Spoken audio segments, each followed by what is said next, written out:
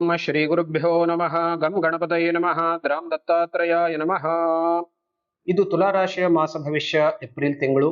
ನೋಡಿ ವೀಕ್ಷಕರೇ, ಈ ಒಂದು ಮಾಸದಲ್ಲಿ ತುಲಾರಾಶಿಯವರಿಗೆ ಆರೋಗ್ಯ ವೃದ್ಧಿ, ಮಾನಸಿಕ ಸಮಾಧಾನ ಮತ್ತು ಶತ್ರುಗಳ ಮೇಲೆ ಹಿಡಿತ ಅಂತಂದ್ರೆ ಆಗದವರ ಮೇಲೆ ನಿಮ್ಮ ಒಂದು ಗ್ರಿಪ್ ಸಿಗುತ್ತೆ.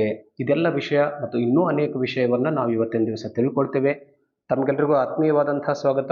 ವೀಕ್ಷಕರೇ, ನಮ್ಮ ಚಾನಲ್ನ ಸಬ್ಸ್ಕ್ರೈಬ್ ಮಾಡದೇ ಇದ್ರೆ ಖಂಡಿತವಾಗ್ಲೂ ಸಬ್ಸ್ಕ್ರೈಬ್ ಮಾಡಿ, ಬೆಲ್ ಐಕಾನ್ ಅನ್ನ ಪ್ರೆಸ್ ಮಾಡಿ. ಯಾಕೆಂದ್ರೆ ದತ್ತ ಚೈತನ್ಯ ಫೌಂಡೇಶನ್ ಅನೇಕ ಉಪಯುಕ್ತ ಮಾಹಿತಿಯನ್ನ ನಾನು ನಿಮ್ಮೊಂದಿಗೆ ಹಂಚಿಕೊಂಡಿದ್ದೇನೆ.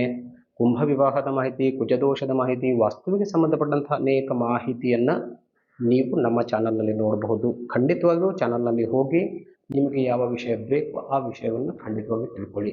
ಇವತ್ತು ನಾವು ತುಲಾರಾಶಿಯವರ ಮಾಸ ಭವಿಷ್ಯವನ್ನ ನೋಡ್ತಾ ಇದ್ದೆವು. ನೋಡಿ, ನಾನು ಹೇಳಿದೆ ಆರೋಗ್ಯ ವೃದ್ಧಿ ಮತ್ತು ಮಾನಸಿಕ ಸಮಾಧಾನ. ವಿಶೇಷವಾಗಿ ಇಷ್ಟು ದಿವಸದವರೆಗೆ ಏನೋ ಶನಿಯ ಪ್ರಭಾವದಿಂದ ಒಂದು ಆರೋಗ್ಯದಲ್ಲಿ ಮೇಲಿಂದ ಮೇಲೆ ಸಮಸ್ಯೆ ಆಗ್ತಾ ಇತ್ತು, ಆ ಸಮಸ್ಯೆ ಈಗ ಖಂಡಿತವಾಗಿ ಕಡಿಮೆ ಆಗುತ್ತೆ.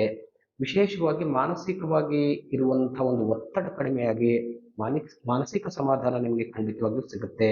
ಮತ್ತು ಶತ್ರುಗಳ ಮೇಲೆ ಹಿಡಿತ ಅಂತಂದ್ರೆ ಆಗದೇ ಇರುವಂತಹ ಜನ ಇಷ್ಟು ದಿವಸದವರೆಗೆ ಏನನ್ನು ಉಪದ್ರವ ಕೊಡ್ತಾ ಇದ್ರೋ ಆ ಉಪದ್ರವ ಕಡಿಮೆ ಆಗುತ್ತೆ. ಅವರ ಮೇಲೇನೆ ನಿಮ್ಮ ಹಿಡಿತ ಜಾಸ್ತಿ ಆಗುತ್ತೆ. ನೋಡಿ, ಶನಿಯ ಬದಲಾವಣೆಯಿಂದ ಒಂದು ವೇಳೆ ನಿಮ್ಮ ಜಾತಕದಲ್ಲಿ ಶನಿ ಉತ್ತಮನಾಗಿದ್ರೆ ಇನ್ನೂ ಅನೇಕ ಒಳ್ಳೆಯ ಫಲವನ್ನ ನೀವು ಖಂಡಿತವಾಗಿ ಪಡೀಲಿಕ್ಕೆ ಸಾಧ್ಯತೆ ಇದೆ. ನೌಕರಿಯಲ್ಲಿ ಮತ್ತು ಸಾಮಾಜಿಕ ಕ್ಷೇತ್ರದಲ್ಲಿ ಅಂತಂದ್ರೆ ಒಂದು ಸಾರ್ವಜನಿಕ ಜೀವನದಲ್ಲಿ ನೀವೇನಾದರೂ ಇದ್ರೆ ಅಲ್ಲಿ ಒಂದು ಒಳ್ಳೆಯ ಅಧಿಕಾರ ನಿಮಗೆ ಸಿಗಲಿಕ್ಕೆ ಸಾಧ್ಯತೆ ಖಂಡಿತವಾಗಿಯೂ ಇದೆ. ನೌಕರಿಯಲ್ಲೂ ಕೂಡ ನಿಮ್ಮ ಮೇಲಾಧಿಕಾರಿಗಳು ನಿಮಗೆ ತುಂಬಾ ಸಹಕಾರವನ್ನ ಕೊಡ್ತಾರೆ. ಅಲ್ಲೂ ಕೂಡ ಪ್ರಮೋಷನ್ ಆಗುವಂತಹ ಸಾಧ್ಯತೆ ಇದೆ. ಇಷ್ಟೆಲ್ಲವೂ ಒಂದು ವೇಳೆ ಶನಿ ತುಂಬಾ ಜಾತಕದಲ್ಲಿ ಚೆನ್ನಾಗಿದ್ರೆ ಈ ಎಲ್ಲ ಘಟನೆಗಳು ಖಂಡಿತವಾಗಿಯೂ ನಡೆಯುತ್ತೆ. ಆದ್ರೆ ಒಂದು ವಿಷಯವನ್ನ ನೀವು ಗಮನದಲ್ಲಿ ಇಟ್ಕೊಳ್ಬೇಕು. ಎಲ್ಲಾ ಕೆಲಸ ಕಾರ್ಯಗಳಲ್ಲಿ ಒಂದು ಸ್ವಲ್ಪ ಹೆಚ್ಚಿನ ಮಟ್ಟಿಗೆ ಪರಿಶ್ರಮವನ್ನ ಮಾಡಬೇಕಾಗಿರುವಂತಹ ಅಗತ್ಯತೆ ಕಾಣಿಸ್ತಾ ಇದೆ. ಸ್ವಲ್ಪ ಕೆಲಸಕ್ಕೆ ನಿಮಗೆ ಖಂಡಿತವಾಗಿಯೂ ಸಿಗುವುದಿಲ್ಲ. ಹಾಗೆ ಯಾವುದೋ ಕೆಲಸದಲ್ಲಿ ಪರಿಶ್ರಮವನ್ನು ಜಾಸ್ತಿ ಮಾಡಿಕೊಳ್ಳಿ.